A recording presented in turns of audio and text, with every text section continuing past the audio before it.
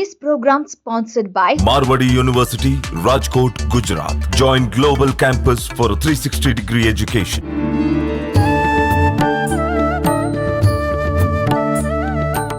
నమస్కారం, welcome to I dream. ధర్మ మార్గం కార్యక్రమానికి స్వాగతం. నేను మీ విజిత. ప్రస్తుతం మనతో పాటు ఉన్నారు శ్రీ విద్యా ఉపాసకులు. గత కొన్ని సంవత్సరాలుగా ఎంతో మందికి ఉపాసన శిక్షణ ఇచ్చిన వారు శ్రీ శ్రీ శ్రీ గురు కరుణామయ్య గారు. ఇప్పుడు గురుగారితో మాట్లాడి మరిన్ని విషయాలు తెలుసుకుందాం. నమస్కారం గురుగారు. శ్రీమాత్రే నమః. అయితే ఇప్పుడు ప్రాణాయామం చేయడానికి రీజన్ కూడా ఇదేనా గురుగారు? ఇంకా వేరే ఏదైనా ఆంతర్యం ఉందా దాని వెనకాల? కూడా పూజ అప్పుడు ప్రాణాయామం చేస్తుంటాము, మామూలుగా అయితే మెడిటేషన్ టైంలో ప్రాణాయామం చేస్తాము, పూజ అప్పుడు కూడా చేస్తాము. ఏంటి ఇంకేమైనా డిఫరెన్స్ ఉందా? అదే కొంతమంది నన్ను అడుగుతుంటారు, ప్రాణాయామం అనేది యోగం కదా, అది యోగం మెడిటేషన్ రావాలి, ఇది ఎందుకు చేస్తున్నారు? సాధారణంగా చెప్పాలంటే ఎవరు కూడా ఒక 80% వారు ప్రాణాయామం సరిగ్గా చేయట్లేదు. ముక్కు పట్టుకోండి, అది కూడా సరిగ్గా చెప్పదు. ఆ గాయత్రి కూడా గడగడగడ చెప్తారు. ముక్కు పట్టుకోండి అన్నది ప్రాణాయామం అవుతుంది. అసలు ఆ పురోహితులు కూడా సరిగ్గా ముక్కు పట్టుకోవడం కాదు, ప్రాణాయామం చేయని నేర్పించారు. వాళ్ళకి తెలుసు, వాళ్ళని తప్పు పట్టలేం. ఈ పూజ చేసి వాళ్ళు కూడా గంటలో అయిపోతుందండి, నా ఆఫీస్ పని అయిపోతుంది అంటారు. ఏం చేస్తారు వాళ్ళు? ఎక్కువ చేసినా తప్పే, తక్కువ చేస్తే నాలాంటి వాడు తిరుగుతూ ఉంటాడు. రెండింటి మధ్య నలిగిపోతుంది పురోహిత. ఇది నిజంగా చెప్పాలంటే. సో న్యాయంగా ఏమిటంటే, ఇంతకుముందు పూజలు చేసేవాడు. నేను ముందే చెప్పేస్తాను, సత్యనారాయణ వ్రతం అంటే 4 గంటలు పడుతుంది నాకు. 4 గంటల గురుగారు? ఇప్పుడు ఎవరు చేస్తున్నారు గురుగారు అంతసేపు? మీరు 40 మంది దేవతల్ని ఆవాహన చేయాలండి ఆ టైంలో. 5 పంచలోక పాలకులు, అధిదేవతలు, సత్యదేవతలతో సహా 9, 9 మూడు 27, 27, 5, 32, 8 అష్టదిక్పాలకులు. న్యాయంగా వీళ్ళందరికీ 16 ఉపచారాలు పూజ చేయాలి. ఎవరు చేస్తున్నారు ఇప్పుడు? గంటలో అంతా అయిపోతుంది. కథని భావపరంగా 8 అధ్యాయాలు ఉంటాయి. 8 అధ్యాయాల్లో 5 చెప్తారు. మేమేం చేస్తాం, వెరైటీగా చూసిన సినిమా చూస్తే బోరు కొడుతుంది కదా, అదే వెరైటీగా ఆ ఇంట్లోని తీసుకొచ్చి ఇక్కడ పెట్టి కొత్త కథలు చెప్తుంటాం. అది వేరే విషయం. చెప్పొచ్చేది ఏమిటంటే, మనం ప్రాణాయామం ఎందుకు చేస్తున్నామో తెలుసుకోవాలి. ప్రాణాయామం 3 పర్పస్లు ఉన్నాయి. ఒకటేంటి, హంసాయ విద్మహే పరమహంసాయ ధీమహి తన్నో హంస ప్రచోదయాత్ అని. హంస అంటే ఇదే కాదు, ఊపిరి. హం స హం స హం స. ఊపిరితోనే నేను, వదిలితే మీరు, నేను మీరు, నేను మీరు, ఈ భావన కలిగింది ప్రాణాయామం. ఆ హంస రూపంలో ఉన్నదే అమ్మ. దేవుడు ఎక్కడున్నాడంటే మనం ఇక్కడ చూస్తాం. దేవుడు ఎక్కడున్నాడని మీకు అతి దగ్గరగా ఉన్నాడు, అదే దేవుడు. ఎందుకంటే ఇది అయిపోయింది అనుకో, నీకు దేవుడు లేదు, పూజ గది లేదు, విగ్రహాలు లేవు కదా మనకి. శూన్యం. నిజంగా ఎక్కడున్నాడు? నాకు ప్రపంచాన్ని గుర్తు తెప్పించి ప్రాణమైన ప్రాణశక్తి పరదేవత హ్రాం బీజం హ్రీం శక్తి గ్రోం గిలకం అని ప్రాణ ప్రతిష్టాపన మంత్రాలు చెప్తారు. అంచేత ముందు భగవత్ స్వరూపమైనటువంటి ఊపిరి మీద దృష్టి నిలపడానికి ప్రాణాయామం పనిచేస్తుంది. నేను ముక్కు పట్టుకుంటే దొరద ఎత్తే గోక్కుంటాను, అదొకే దృష్టి అట్టు వెళ్తుంది. అంతే. నాకు చికాకు, చేసి వాళ్ళని చూస్తే చికాకు, చేయించి వాళ్ళని చూస్తే చికాకు, ఏం రాద్దంట.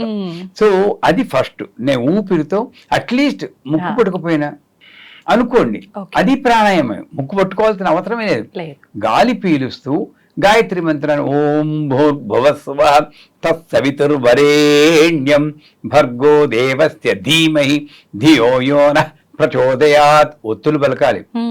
తెలుగు హీరోయిన్స్ లాగా ఒత్తులు లేకుండా పలకూడదు.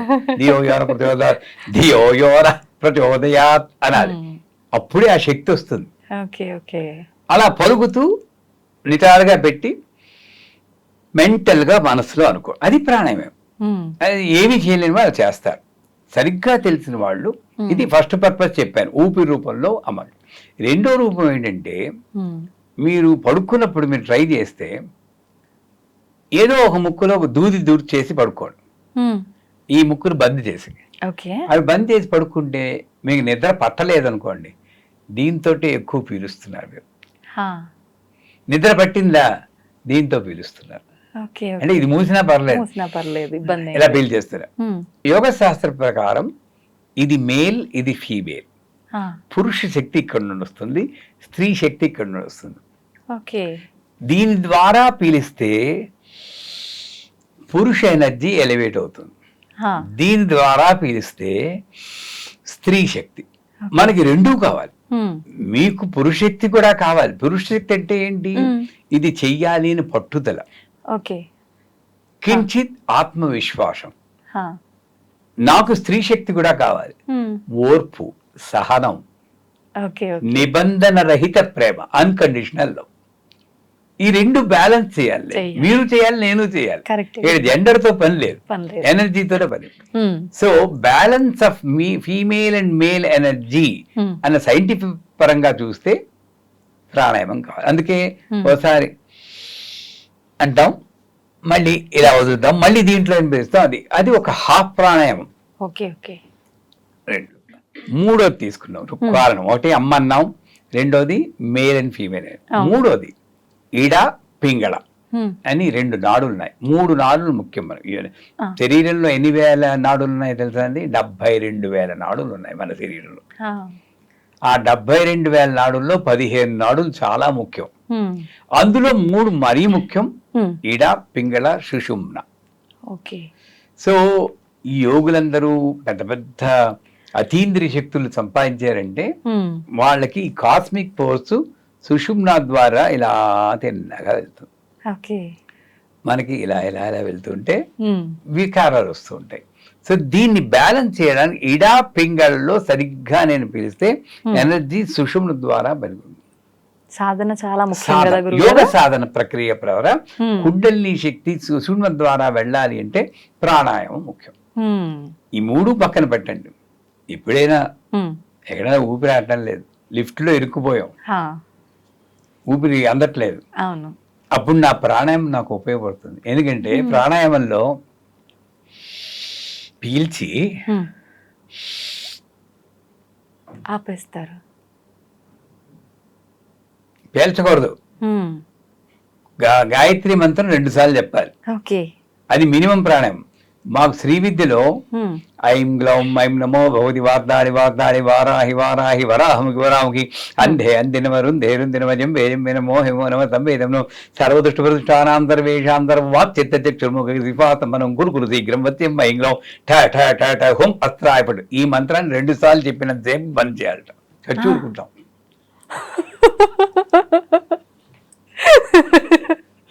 మా గురుగారు చెప్పారు, ఈ మంత్రమును 15 సార్లు, అంటే 2 సార్లు మంచి 15 సార్లు చేస్తే దివ్య శరీరం వస్తుంది. అర్థమైపోయింది గురువు గారు, దివ్య శరీరం బయట వెళ్ళిపోవడమే కదా, మోక్షం పొందడమే డైరెక్ట్ గా చేయించేవారు. ఏదో 1-1.5 దాకా పట్టి వాళ్ళం, కాదు వదిలేసి వాళ్ళం అనుకోండి, అదే విషయం. అంచేత ఈ ప్రాణం బంధించిన ఉపవాసం కూడా అదే. ఎక్కడైనా అటవలో ఇరుక్కుపోయారు అనుకోండి, చెట్టు మీద కూర్చుంటే కిందన పులి ఆకలేస్తుంది, కిందకి దగ్గర అస్సలు ఉపవాసం చేసేది పనికి వస్తుంది. ఓ రోజంతా అన్నం లేకుండా ఉండగలవు, ఈ లోపల ఆ పులి వెళ్ళిపోతుంది. దిగితే దాని ఆకలి మనం తెలిసిన వాళ్ళు అవుతాం. అంచేత ఇక్కడ ప్రాణాయామం చేస్తుంటే ఊపిరి బంధించాను కాబట్టి రేపు, అంటే ఇది శాస్త్రపరంగా చెప్పట్లేదు, లౌకికంగా చెప్తాను. రేపు పొద్దున్న ఏదైనా లిఫ్ట్ లో ఇరుక్కుపోతే హడిలిపోకుండా ఆ ప్రాణాయామ శక్తిలో అతి తక్కువ మనమంతా ఇలా పీలుస్తాం, అవునా? ప్రాణాయామం చేస్తే ఇక్కడ నుండి ఇలాగా, తర్వాత ఇలాగా, తర్వాత ఇలా ఇలా ఇలా. యోగులు ఇలాగే పీలుస్తారు, ఇలాగే ఉంటుంది. మన కోపం వచ్చినప్పుడు ఇలా పీలుస్తాం. యోగ శాస్త్రం ఏం చెప్తుంది? మీది నాది ఆయుష్ 70 ఏళ్ళు 80 ఏళ్ళు కాదు, మనం కొలుచుకుంటున్నాం. ఇన్ని ఉచ్ఛ్వాస నిశ్వాసములు, ఎక్సలేషన్ అండ్ ఇన్హలేషన్. కోపం వచ్చినప్పుడు ఎక్కువ వేస్తామని చచ్చూరుకుంటాం, అదే తక్కువ కోపం పడాలని అందుకు అనుకుంటాం. సో అంచేత ఈ ఉచ్ఛ్వాస నిశ్వాసాలని నేను బ్యాలెన్స్ చేసి ఆయుష్ను పెంచుకోవడానికి కూడా, అందుకే చూడండి యోగులందరూ యోగా చేయించారు. భస్త్రిక, మీరు విన్నారా? భస్త్రిక అని చెప్పి ఒక ప్రక్రియ ఉంది. ఇలా ఇలా ఇలా ఇలా చేస్తుంటాం. భస్త్రిక, ఇవన్నీ కూడా మన ఆయుష్ను పెంచుతాయి. సో ఆ రకంగా ఇన్ని ఉపయోగాలున్న ప్రాణాయామాన్ని నేను ఆధ్యాత్మిక పరంగా మేల్ అండ్ ఫీమేల్ శివశక్తిక రూపిణి లలితాంబిక, శివశక్తిక రూపిణి లలితాంబిక, అది ప్రాణాయామ రహస్యం. ఎంత బాగా అర్థమైందో గురువు గారు, నిజంగా నాకైతే. ధన్యవాదాలు గురుగారు. నిజంగా చాలా మంచి విషయాలు ఎంతో అర్థవంతంగా మా అందరికీ అర్థమయ్యి మేమందరం విని పాటించే విధంగా చెప్పారు. ధన్యవాదాలు గురుగారు. శ్రీమాన్